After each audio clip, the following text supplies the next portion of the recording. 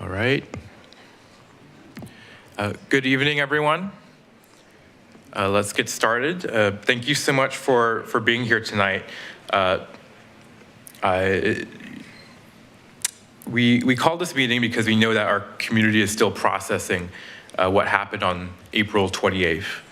This incident has understandably left many shocked and saddened in fear. Whether you were nearby or whether you heard the news through a loved one or simply felt the weight of it afterward, I want you to know that you are not alone. You're seen and you are heard here. Tonight is about transparency, making sure you have the information you need to understand what happened and how and why we responded. Tonight is about making space for your questions, your concerns, your fears, and your voices. And tonight is also about coming together to start the healing process of the collective and individual trauma that our community has experienced. We are incredibly fortunate that this incident did not end in greater tragedy. It's thanks to the swift response of our South City Police Department and other agencies around the peninsula who came to assist us. Their professionalism under pressure, their training, and their commitment to protecting lives made a difference that day, a life-saving difference. Tonight, our Chief, Scott Campbell, and his team will walk us through the facts, and I hope that by the end of this meeting, you'll walk away with a clearer picture of what happened and why. More importantly, I hope that we can all walk out of this meeting with ideas for how we can move forward as a community. We know that public safety isn't just about response, it's also about trust. And trust is built through transparency and presence. We need to stand together as neighbors, and we will do that on a foundation of trust. No one should feel afraid in their own neighborhood, and no one should feel invisible when fear strikes. Not in South City, not anywhere. I also want to mention that at the root of the incident, it was a tragedy. There is a family, there is a son who lost a father, there is a wife who lost a husband. And so as we begin the meeting tonight, I hope we can all keep them in our thoughts and to remember to be compassionate to all those who were affected. My hope is that tonight helps all of us feel more informed, more supported, and more connected to one another and to the people working every day to keep us safe. Tonight, there's a video that we will soon watch that details the incident and includes video footage. I, earlier today, already watched the video, and it is not easy to watch, and so if you're still having strong feelings about what happened that day, don't hesitate to step out and come back after the video has been completed. Beyond this meeting, please do not hesitate to reach out to our city for resources, including mental health resources. We will be holding a more intimate gathering for those who are more impacted, where there will be a larger focus on mental health, and that will be this Thursday evening. And we are also joined tonight by our mental health clinician and also 2 clinicians from Star Vista, if you would like to talk with them. So thank you again for being here. Let us move through this together with honesty and compassion and care. And I'll now turn this over to our police chief, Scott Campbell.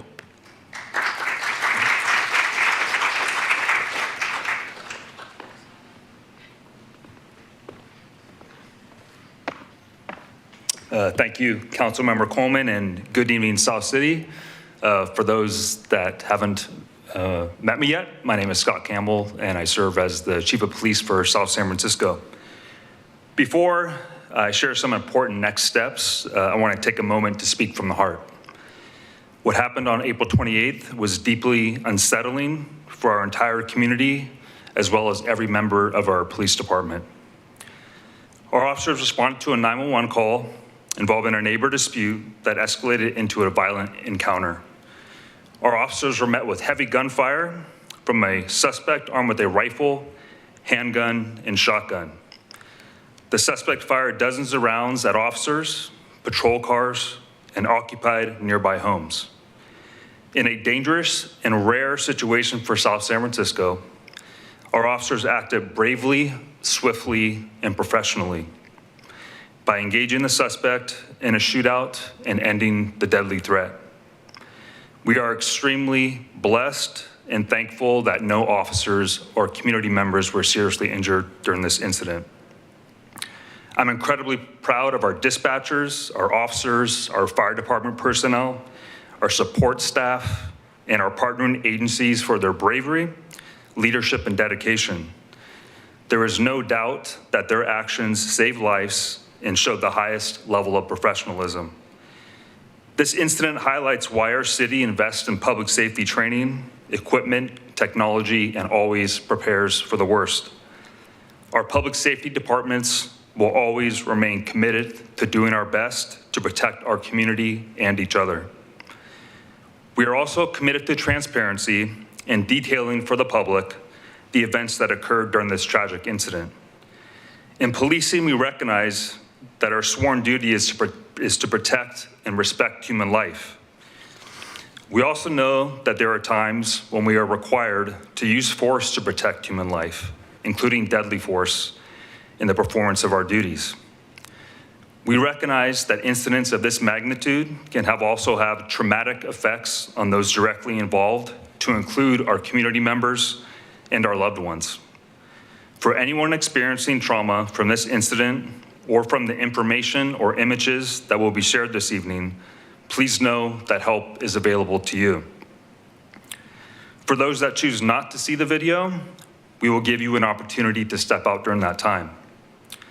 Our wonderful mental health clinician, Charlie, with Star Vista, is here this evening, as well as Walter Ng from Star Vista Crisis Center and Selena Sanchez Cristobal, Director of Community Outreach Crisis Response with CARA.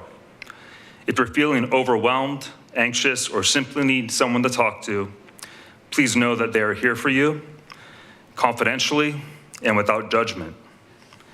Tonight's presentation will include a video of the incident taken from body-worn cameras, patrol vehicle cameras, 911 audio, drone footage, and crime lab photos. We will release facts known to us at this time and do our best to answer any questions.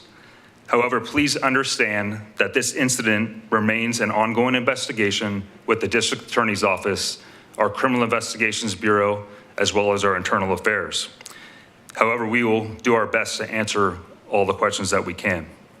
Captain Tony Pinnell, who oversees our investigations division, will be presenting the facts as we know them. But first, I'd like to invite mental health clinician Charlie to the stage to say a few words. Thank you all for being here.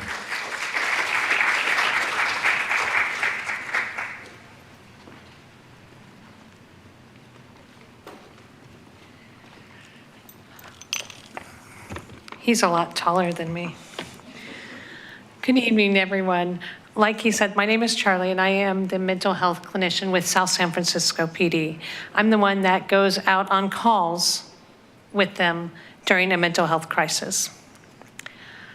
I want to begin by acknowledging that events like this can affect our community in many different ways. People may experience a wide range of emotions, and it's important to know that those feelings are valid. These moments can impact our mental health in ways we might not always expect. I work closely with our officers, responding alongside them when there's a mental health crisis in the community. So I see firsthand how deeply this situation can affect everyone involved and the community in which we live in. I am also a South San Francisco resident. And I'm glad that we have so many resources that we can reach out if I need them for myself as well. Today, I brought some incredible local support partners, as the chief mentioned. We have Walter from the Crisis Center. His team respond to crises across the county and provide support during and after critical incidents. We also are joined by Selena from CARA, an organization that specializes in grief support for those who have experienced significant loss. And that can be from a death from a loved one to even a death from a pet, or if you're grieving because there is a ongoing illness. So please reach out to them. These are just a few of many resources available in our community to support your well-being. We'll all be out at the resource table as you came in, you saw them.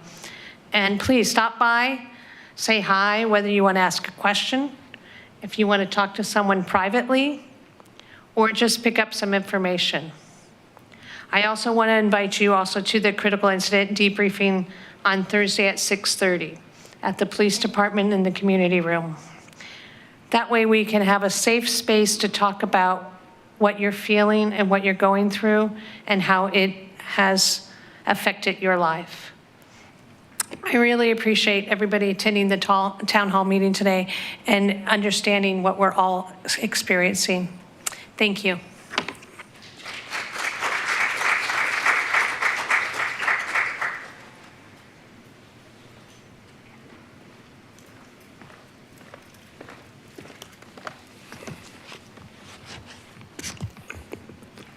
Good evening.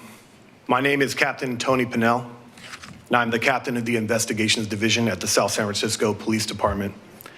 I will be presenting a timeline of the facts pertaining to this officer-involved shooting incident. As the chief mentioned, the investigation is ongoing, and as of today, we believe the facts are as follows. It should also be noted that all times mentioned are approximate.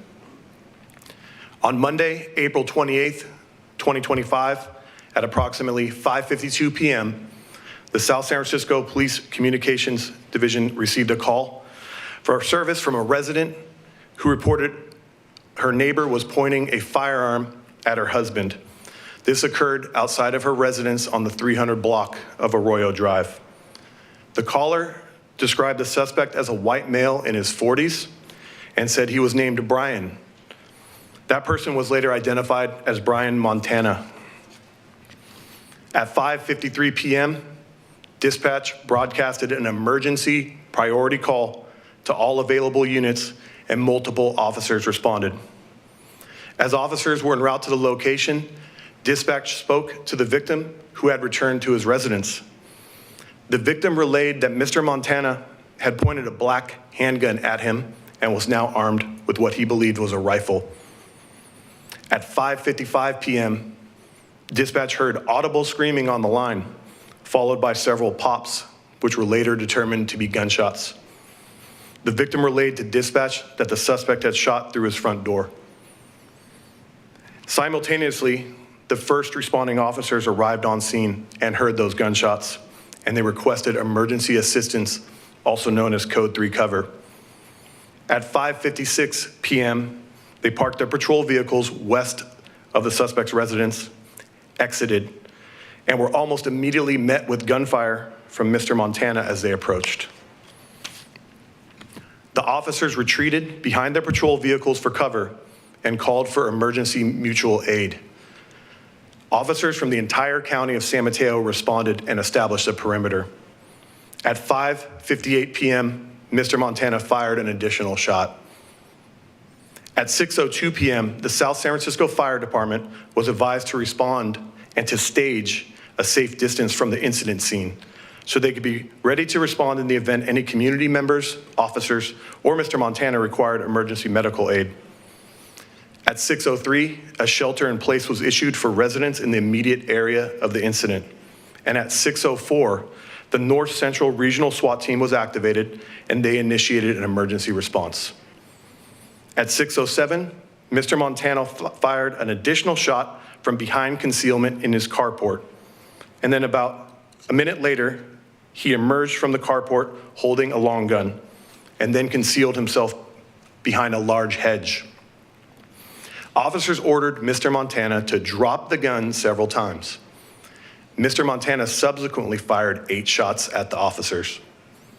Corporal Zhang, who was armed with his patrol rifle, returned fire 7 times. Mr. Montana was not struck at that time. Also at 6:08 p.m., officers then retreated west on Arroyo Drive to seek cover from a patrol vehicle that was further away from Mr. Montana's residence. As officers were retreating, Mr. Montana fired an additional 6 shots. Officers further retreated west on Arroyo Drive, and then Mr. Montana fired an additional shot about 30 seconds later. At 6:10, officers continued to retreat westbound on Arroyo Drive to gain further distance between themselves and Mr. Montana. As they were retreating, Mr. Montana fired an additional 7 shots at them. At 6:13 p.m., a South San Francisco Police Department drone operator launched the drone and gained a live video feed of the incident scene. Also, at about that same time, our armored vehicle arrived on scene and parked at Arroyo Drive and Jacinto Lane. At 6:15 p.m., Mr. Montana fired an additional 14 shots from a pistol. Some of those shots, if not all, appeared to have been aimed at the victim's residence. At 6:18 p.m., Mr. Montana, who was now armed with a rifle, crouched behind the hedges and fired an additional 8 shots at officers. Mr. Montana then retreated back into his carport. Less than a minute later, Mr. Montana fired an additional shot. And then at 6:20, the drone operator observed Mr. Montana, who's now emerged from his carport armed with a shotgun. Mr. Montana once again took a crouching position behind the hedges. The drone operator radioed his observations to the other units on scene. Officer Lee, who was positioned at the armored vehicle, then fired 3 shots with his patrol rifle at Mr. Montana. One of those shots struck Mr. Montana in his torso, and he fell to the ground. Mr. Montana maintained possession of the shotgun while on the ground and pointed it in the direction of officers. He then proceeded to rack the shotgun and loaded it, yet he ultimately placed it on the ground next to him. He's also observed through drone footage of removing a pistol from his waistband, which he ultimately placed on the ground as well. Once it was deemed safe to do so, SWAT operators approached Mr. Montana, secured the firearms, and detained him. Mr. Montana was unresponsive at this time. He was medically assessed by law enforcement and South San Francisco Fire Department personnel and was pronounced deceased at the scene. Mr. Montana possessed 5 firearms in close proximity during this incident, which included 3 semi-automatic pistols, a .308 M1 rifle, and a 12-gauge shotgun.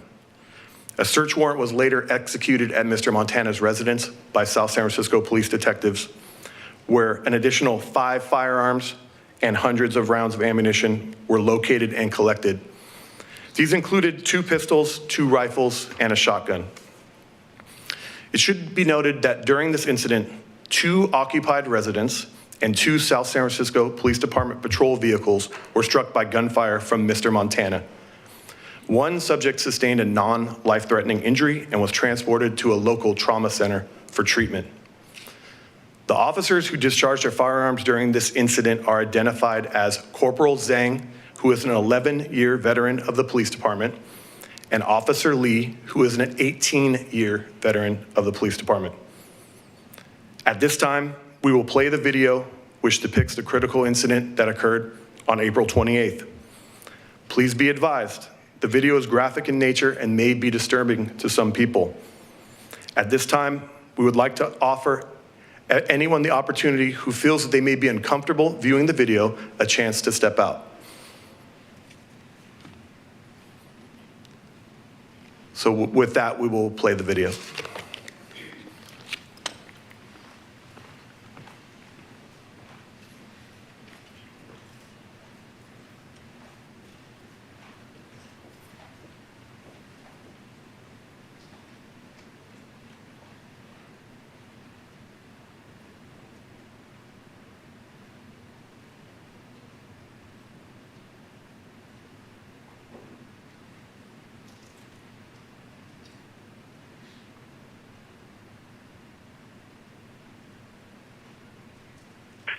Emergency. Hi, can you please send somebody over to my house right away? Arroyo Drive. What's going on South San Francisco. Our neighbor's like pointing a gun at my husband outside. This is happening in Arroyo? Yes. Is that your neighbor's address or is that your address? It's our address. Can you please come now, quick? Do you know what your neighbor's name is? Brian. And what's his? Like, squared away. They're screaming at each other. I need help. Please? We're going to get the police out there, okay? All right. A gun. South City units are getting a weapons call for Arroyo. A neighbor's pointing a gun at the RP's husband outside the house.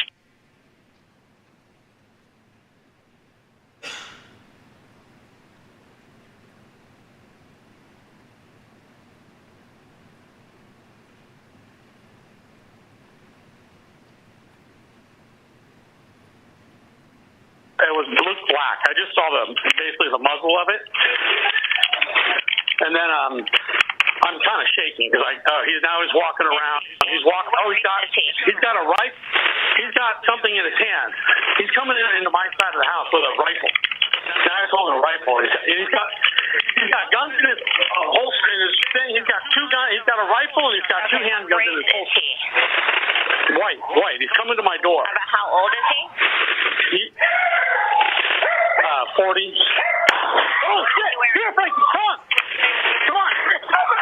Frankie, come on! Get over here! Get the cops over here now! We're on the way. Did he just fire a shot?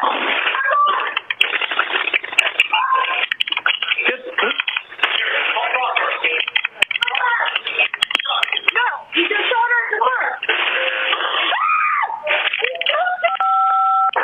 Oh my God!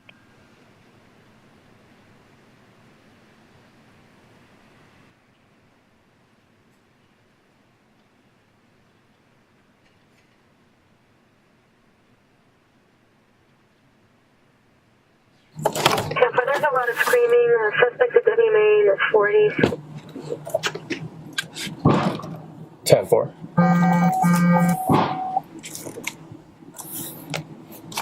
Sam 14. I might hear gunshots. Go take cover. Code 3 cover to shots fired.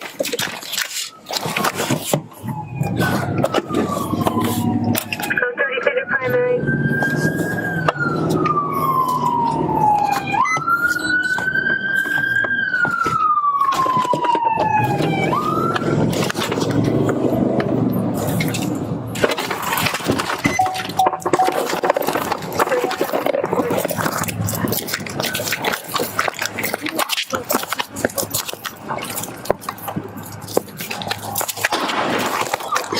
Ready? Let's go. Get over here now. Let's go.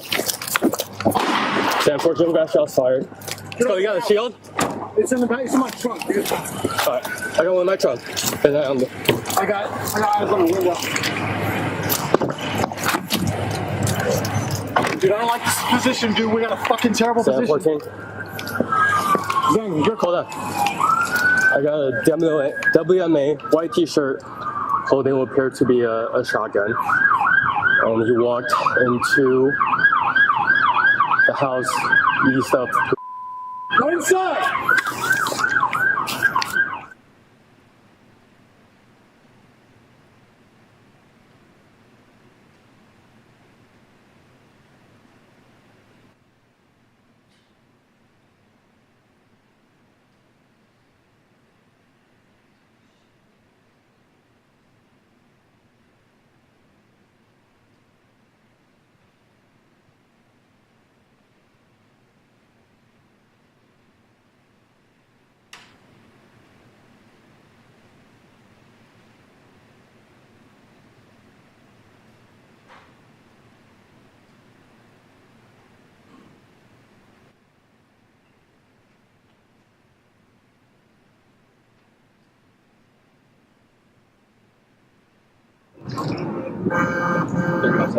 Came from in the house, no injuries.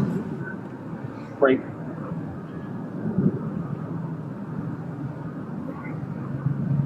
I need you to bring your car around to Jacinto and Arroyo. And 3171, I need armor code 3. Whether it's from Daly City or ours, I need armor code 3.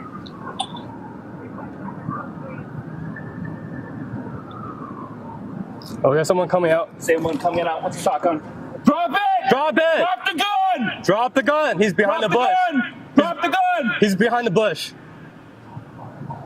Let's see to get eyes on him. He's in the driveway.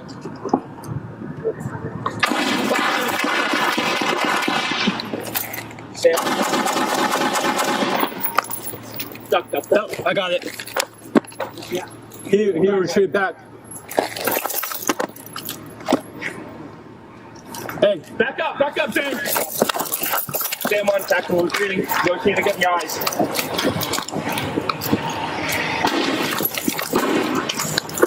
Sam 1, first. where are you going? I'm out on fire. Back up.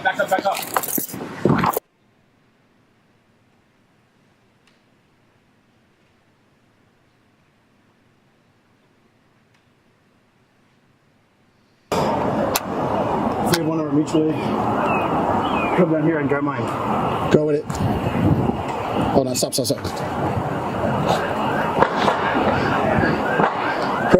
Priority. He's popping shots over the fence towards officers. It's a handgun, silver handgun.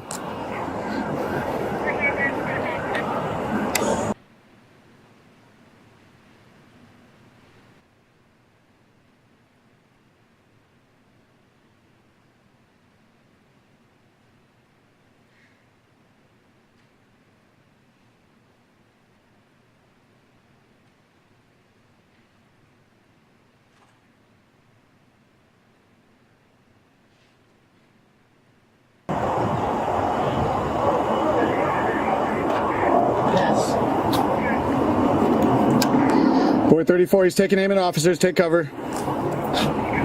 Stop talking. 434, he's taking aim at officers from the rear of the vehicle. Take cover.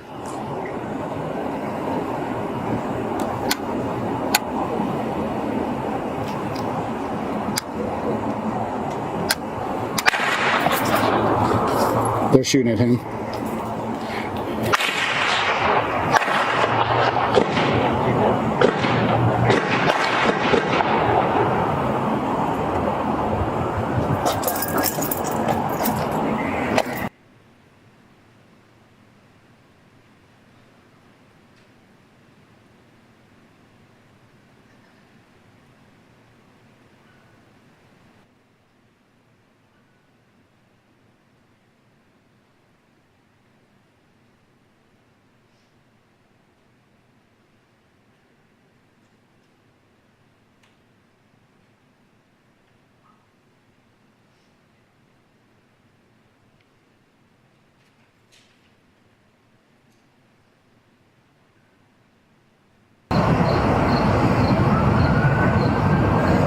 Here, there he is. Yep. Yeah. Oh, can I take it? Yeah. You got set up? All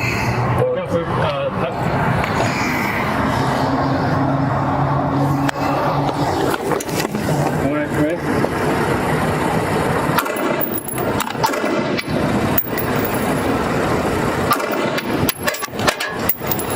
Jeff.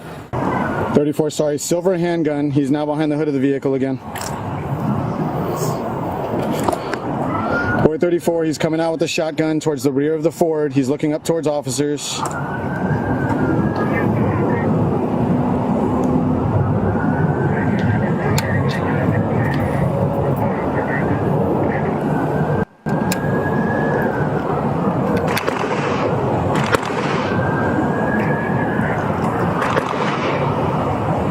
Can't tell.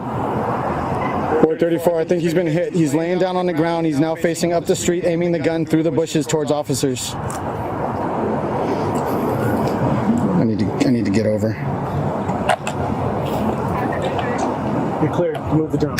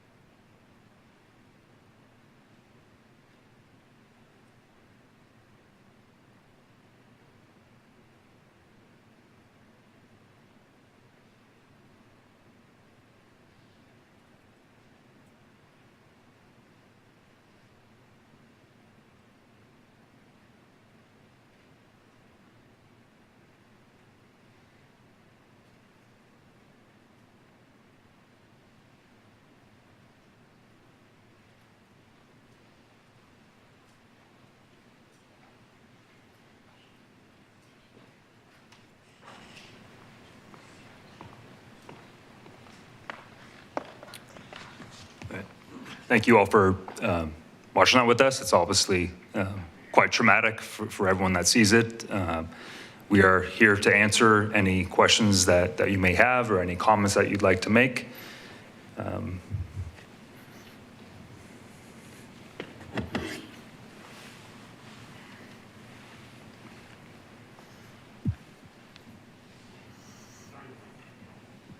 you guys have a policy for using non-lethal weapons in instances like this? Or did you guys feel that it was too quick or fast of a process to not use non-lethal rounds for a gun?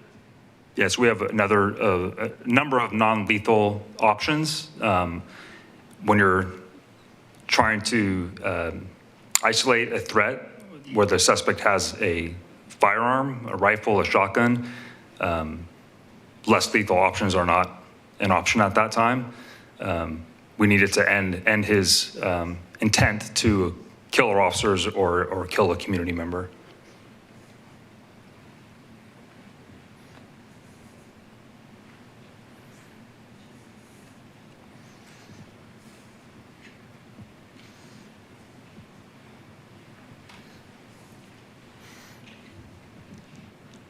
Do we know why he did this? What was the reason behind it? Yeah, so that's we're looking at all different aspects of the situation, and that's still under investigation. So at this time, we can't share any additional information on that. I'm sure there will be additional information once the investigation is complete. Okay, thank you. Did this gentleman have a history of mental problems that was killed? Again, we can't disclose it at this time. That's still under investigation. Because he sounded like a very mental disturbed man. So he did, and you know, I don't know, it doesn't sound like that he was rational.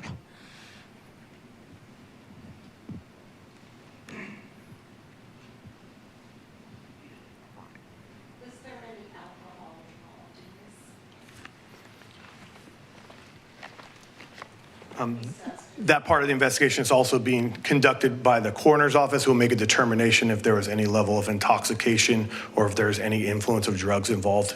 But I do not have, cannot answer that at this time due to that ongoing investigation.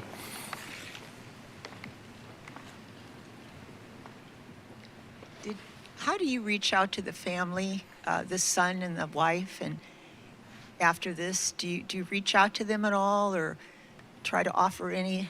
We were in contact during the early stages of the investigation. We had a detective speak with the family today to let them know that this meeting was occurring this evening.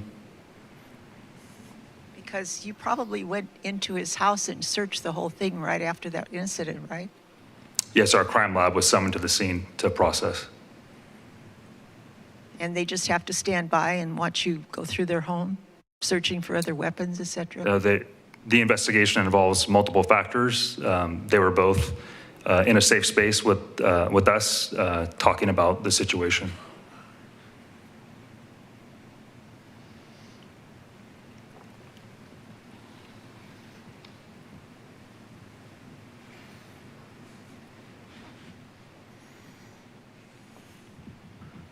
You know, I think that video was very disturbing, but I think you guys did the best you can, because I don't think the person was going to give up no matter what, whatever caused him to go over the cliff, I guess, or the thing. So I applauded you guys for what you did, because I don't think you have a choice, especially when you have such a firearm. He's going to go through every one of them until something happens. So thank you for, you know, keep the, I guess, casualty to a minimum. And I'm glad nobody got hurt really violently.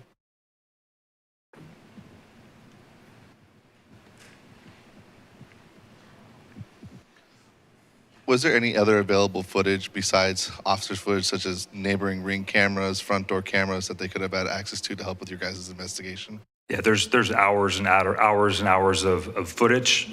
We just wanted to give you an insight as to what happened. But the district attorney's office has a body-worn camera footage, vehicle car footage, checked all residences in the neighborhood for a video camera as well. Were there any attempts at communicating with him to negotiate or, you know, try to? Yeah, so when our officers arrived on scene, they were met by gunfire. They did have an opportunity to engage the suspect and tell him to drop his weapons. He chose not to, and in return fired additional rounds at our officers. So we were left, unfortunately, tragically, we were left with no other option. Hello. We live nearby, and we heard the gunshots. And then seconds later, I received a text from the, is it the SMC alert system? And it said that there was an incident, but they gave a different address. I think it was Hermosa Drive or something like that. So that kind of threw us off, because we heard the gunshots because my husband was outside in the yard. So I know that everything can't be perfect in this type of situation, but that really could have thrown a lot of people off and not avoided the area, because they didn't pinpoint Arroyo Drive. So I don't know. Yes, I'm familiar with that error. It wasn't our personnel that put that message out. There were a lot of agencies involved, and people were trying to help as best as they could. So unfortunately, the specific location was inaccurate at that time. There's SMC alert, and there's also a city registry that you could put your information in. I believe we had information going out on both. So if you're not familiar with the South San Francisco's notification system, I believe it's on our the website, ssf.net.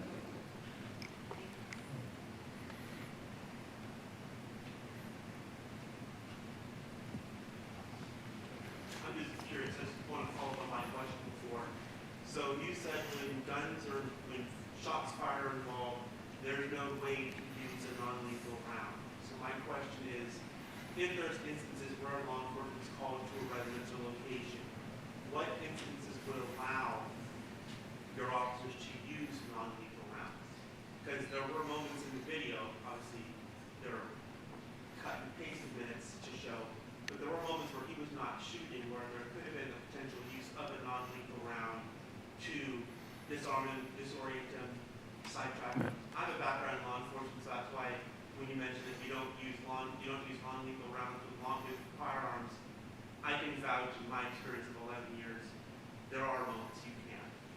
Again, not being in that incident with you guys and not being in that heat of the moment, but there were moments where he was like walking around, even the guy in the drone said, oh, he's walking around, he's going back in his car, he's going this, going back. Hindsight's always 20/20, I think we can all agree to that. I feel, again, not being in that heat moment, I feel that there could have been a use of non-lethal rounds. If he's crouched behind his car, if he's reloading his weapon and doing all that, there's moments where someone could have, in my opinion, used that. Obviously, we can't go back in time and fix it, but when can, not that I want to be confronted by a law enforcement gun, but I'm saying like if an incident similar, like it's like a liquor store robbery or a break and entry, or someone does a burglary and gets caught. Right. When do you guys have or need? Sure, there's a number of situations where less lethal is involved. The one thing with less lethal, you have to be in much more closer proximity to, okay. So if in this particular situation, or I won't use this specific situation, but if there's something similar and someone stops shooting and decides to barricade themselves, then we transition. And we could use less lethal options. But if an individual is actively trying to kill one of my police officers or a community member, then we're going to meet that challenge with a firearm because we need to isolate that threat immediately. Since you were using a drone, could you have dropped a tear gas canister or something over him? Which I said again. Since you were using a drone, could you have dropped a tear gas canister over him instead of what ended up happening? Right. So right now there's legislation where you cannot arm drones. That may be something in the future. Again, every situation is different. Tear gas may not be effective when you're in an open environment like that, depending on the wind direction. If he has a towel or something he could put over his face to protect himself. Again, in this particular situation, we had an active, imminent, deadly threat. Our officers were in imminent danger of death. Our community members were in imminent danger of death, and our personnel did what they had to do to isolate the situation.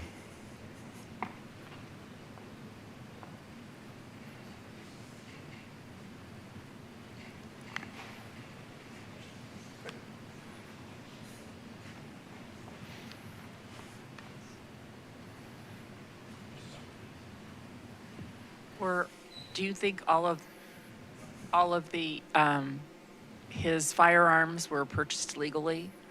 Were there anything illegal? I'll let you know that he was not prohibited from possessing firearms, but as far as the ownership of each individual firearm, that is still under investigation.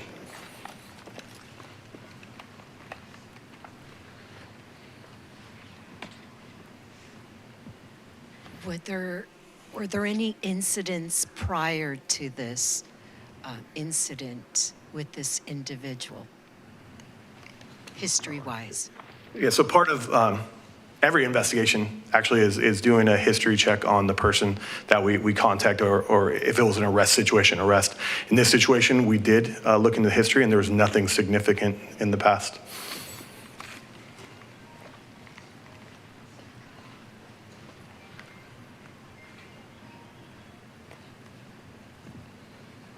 Were the guns protected in a safe, or where were the guns that were in the house? Just out of curiosity. Yeah, there were some firearms that were in a safe, and the 5 that he had with him were in the carport area in close proximity.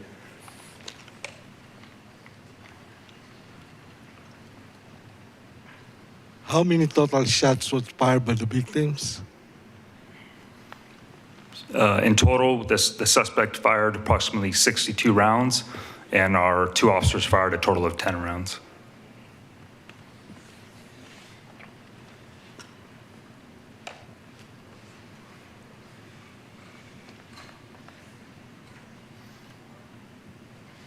Can you reveal at this time how this escalated between the 2 neighbors? We can't at this time. It's still under investigation.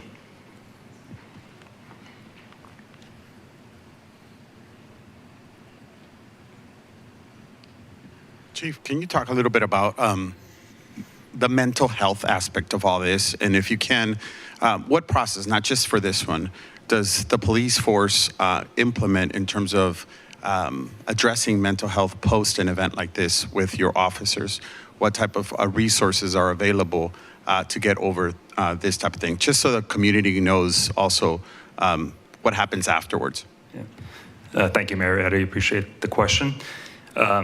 Critical incidents of this nature, impact not only our first responders that are on scene, their families, their loved ones. There's numerous levels of impact. We immediately ensure that those officers are going to be okay and find them a path to processing and healing. We hold a critical incident debrief with the personnel that are directly involved with the incident in a close, safe environment. We have professionals brought in to run that, and then the follow-up.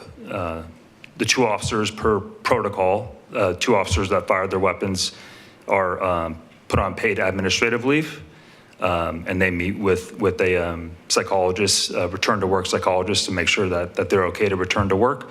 Those are just the early stages, but then there's continuous follow-up for several weeks or months, whatever our personnel need to recover and heal. We as a city provide that to them.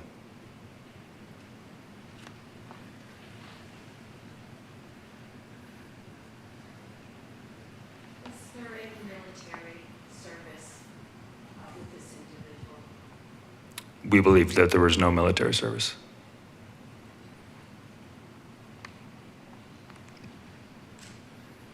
Chief, I don't see any further questions.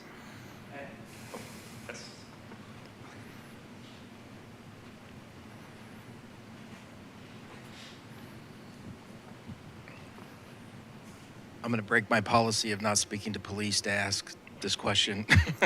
How many rounds were like in his general facility that he could have used like against you guys or whatever in the garage?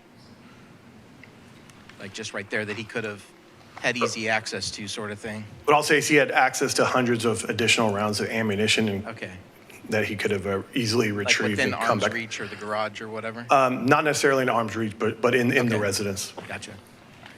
Thank you.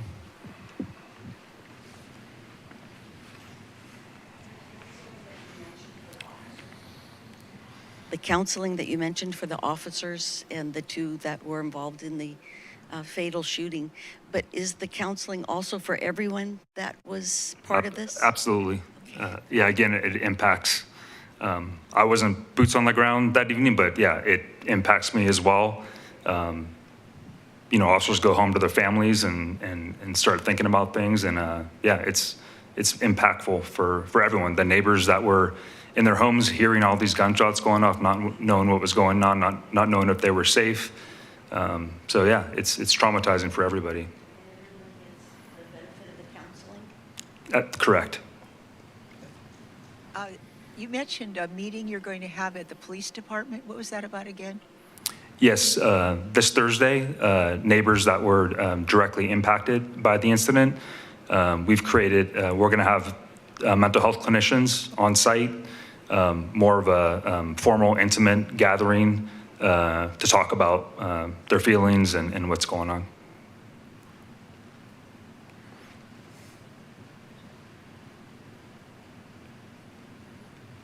I don't see any further questions, Chief. Okay. Once again, thank you all for being here this evening. If you have any additional questions, I'm always available. And we have some other personnel in the back there that feel free to talk to. So we're here for all of you as well. So thank you.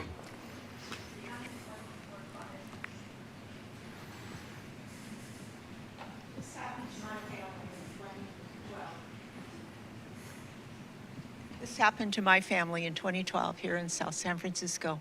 My 15-year-old nephew was gunned down in the Arco station up in Westboro.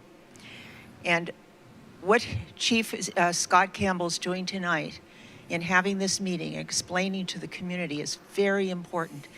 And I thank him for it. Because what happened with my nephew is the community was let just to try to figure out what in the hell happened. And everybody had their own, because the police came out in front of their police station that night and issued a statement which wasn't even correct. And that particular statement went into every newspaper across the country. Believe it or not, they follow all this. It's even in Wikipedia that my nephew pulled a gun on a cop. Totally false narrative. And every time something comes up like this, I'm waiting for the newspaper to say, oh, yes, in this last incident that happened, blah, blah, blah, blah, blah. So this is very, very important. I asked Chief Campbell, are you going to do this? And he said, yes. And I said, thank you so much. Because the impact of this never, ever, ever goes away. Ever.